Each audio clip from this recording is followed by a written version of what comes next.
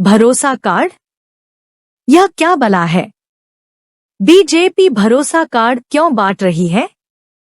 धोखेबाज आयुष्मान के बाद यह सबसे हास्यास्पद कार्ड है। यह पाखंड का एक नया पैंतरा है, क्योंकि यह आयुष्मान कार्ड नाम के उस बड़े फ्लॉप से भी ज्यादा बेकार है। बीजेपी जानती है कि लोगों को कोई भरोसा नहीं है। लोग बीजेपी पर भरोसा नहीं करते। जिन लोगों ने आयुष्मान पर भरोसा किया था, वे अब अपना सिर पीट रहे हैं। और आखिर किसी कार्ड की जरूरत ही क्यों पड़नी चाहिए? अगर कोई व्यक्ति किसी पार्टी को वोट देता है, तो इसका मतलब है कि उसे उस पार्टी के घोषणा पत्र में किए गए वादों पर भरोसा है। घोषणा पत्र ही अंतिम पैमाना होना चाहिए।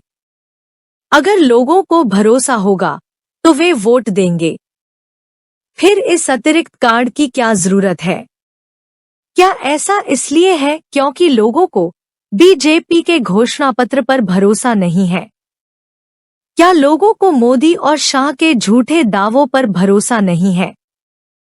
क्या लोगों को इस बात पर भरोसा नहीं है कि बीजेपी ने दूसरे राज्यों में अपने चुनावी वादे पूरे किए हैं?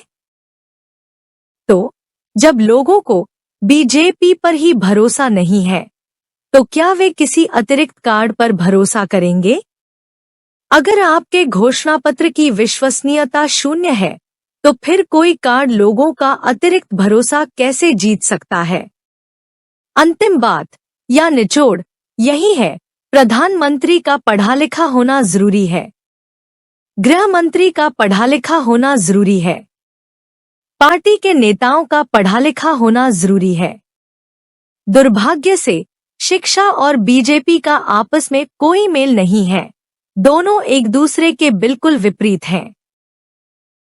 बीजेपी को किसी अतिरिक्त और बेकार कार्ड की जरूरत नहीं है। उसे अपनी कट्टरपंथी और संकीर्ण सोच से बाहर निकलना होगा।